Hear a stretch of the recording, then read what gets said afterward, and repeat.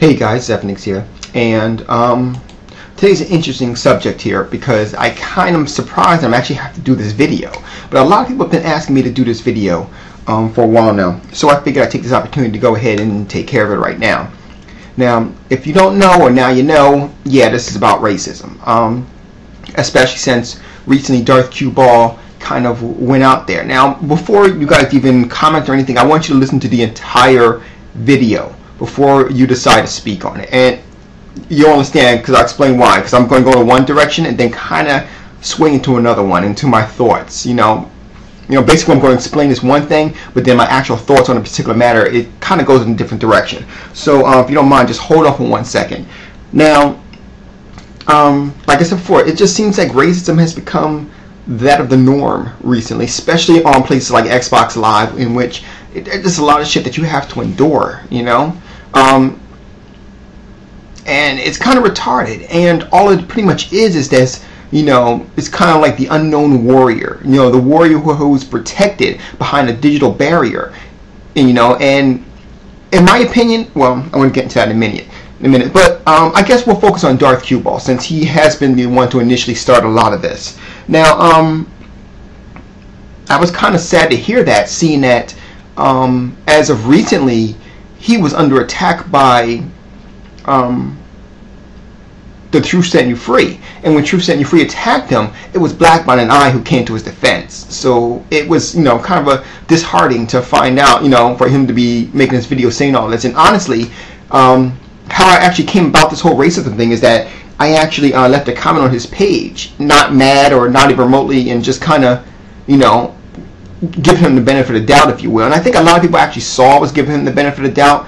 And a certain person came to me and said, "Hey, Zephynix, I know that, you know, you might not. It seems like you're not really, you know, knowing exactly what the situation is. So let me go ahead and help you out." So he kind of enlightened me on the situation, and so, and I'm going to get into a couple, some of that. Well, actually, right now, according to him, Darth Q Ball said this: racism is great because there isn't anything racist that can be said about white people. Hunky doesn't mean shit because niggers invented it just to make white people mad. Well, it actually is pretty easy to be racist. But just to kind of think that really shows, man. I gotta be honest, man.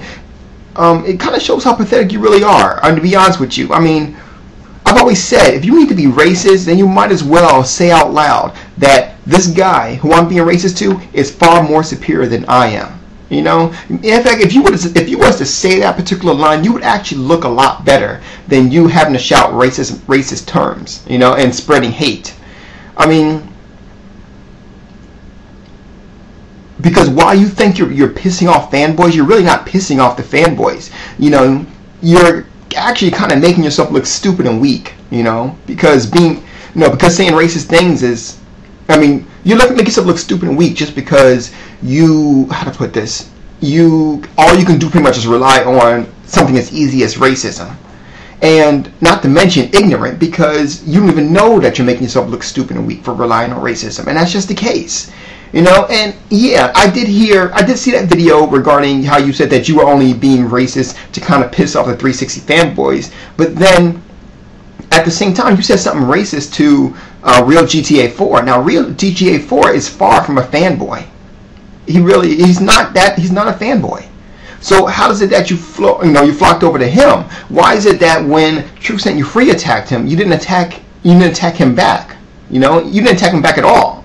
You know, you kind of left it as a, okay, fine, you know, but no, and, you know, we actually defended you. By we, of course, I mean me and Blackbot. We were the ones who defended you. You kind of just left it be.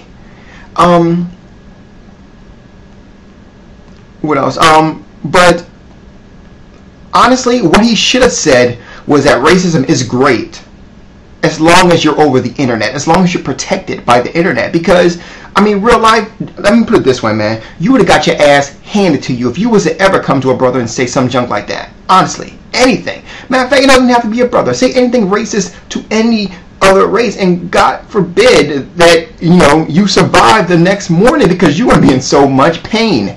You know, you will have your ass handed to you in a paper bag, man. And I'm not sitting there and belittle you. I'm not. What I'm trying to say is that if you don't have the balls to say it in real life, don't have the balls to say it protected by the digital barrier.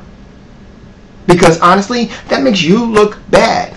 You think you look cool because you're using racist words, or you think you are owning someone, or you think you're trying to piss someone off, but you're just making yourself look bad. Here's a prime example, because pretty much a good amount of every single touch of race is pretty much like, what the fuck is with cue ball now? Fuck cue ball. They're all saying that. Now, I'm not going to say that because, you know, that, but those hate, you can't respond with hate with hate. You know, you can't respond to hate with hate, rather. You know, it's something I really believe, you know. And to be honest with you, man, it really is easy to be racist against minority people. But the truth is, man, that it's actually easy to be racist against white people too. Now, don't get it twisted. It's not as easy as it is to be racist against minority people, because that stuff has already been set in stone. But to be honest with you, it is easy to be racist against white people. You can be racist against white people. You just have to know how to do it. And to be perfectly honest with you, you kind of fit the bill, so you make it a lot easier. But I'm not into this particular video to kind of spread and educate people on how to hate. My thing is this. Just hate shouldn't be there.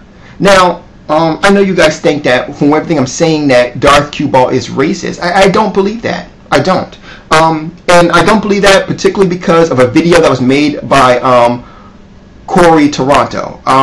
He made perfect sense in this video. And I was actually going to drop a video earlier. Then I looked at his video first. And he made perfect sense on this. Basically, he said that, and this is what I believe. And it does make sense. Just from looking at the human psyche as it is. That it's not the heck that he was being racist. But it was kind of like, I think that was kind of like the straw that broke the camel's back. That was in particularly the, he was being ragged on by all kinds of PlayStation 3 fanboys. And if you remember correctly, he kept saying PlayStation 3 fanboys, PlayStation 3 fanboys, fanboys, fanboys in his video. And, to be honest with you, that's what kept me watching the video, because as soon as I pressed play, I heard something like funny in his voice, so I had to go back and look at him. And I'm looking at him, and mind you that this is the reason why I missed it. I missed the whole racism part, because I was so focused on him, wondering what the hell's wrong with him. He's looking kind of off today. But, and this is something that Corey Toronto pretty much said, and I give him 100% applause for this. But he said that it's most likely not the fact he's racist, but the fact that he's been pushed and constantly pushed towards being ragged on and or trolled by other people just because of his decision to buy a another system. Now, this thing is that it seems that, you know, it got to him. You know, it seems that he was pretty sensitive. And you know, I mean, it's honestly not that hard to believe. And I know that he's sensitive. You know, I know that Darth Cue Ball is sensitive. I know, because we had a back and forth, a small back and forth at one point. And from his responses, I knew that he was sensitive. You know, so I'm not going to sit there and attack someone who I know can get his feelings hurt that easy. And you can make a video and, you know, quote unquote save face to deny this, buddy. But to be honest with you, you can tell that you are kind of sensitive. So I never like I said before, we ended that, and that was all cool. But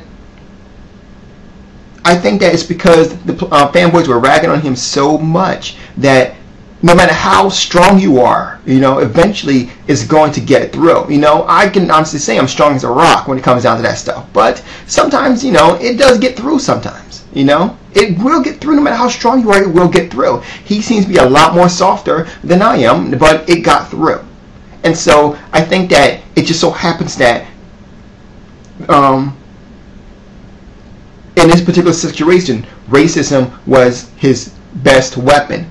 I don't think that he was really thinking straight when he actually was saying all this stuff. Now, I'm just trying to be real with it. You know, I am trying to give him the benefit of the doubt, because I've never seen anything or heard anything racist from him up until now. And it just so happens to be right after this whole PlayStation 3 exchange for an Xbox 360 thing started. So I think that Corey Toronto is definitely on the right track, and I do believe, I do back Corey Toronto 100%. That is the case. I don't think he's racist, but you know, it is hard to kind of digest. I will admit that, but I don't think he's racist. But anyway, so let me know, what do you guys think? You have a good night. Zeph is out.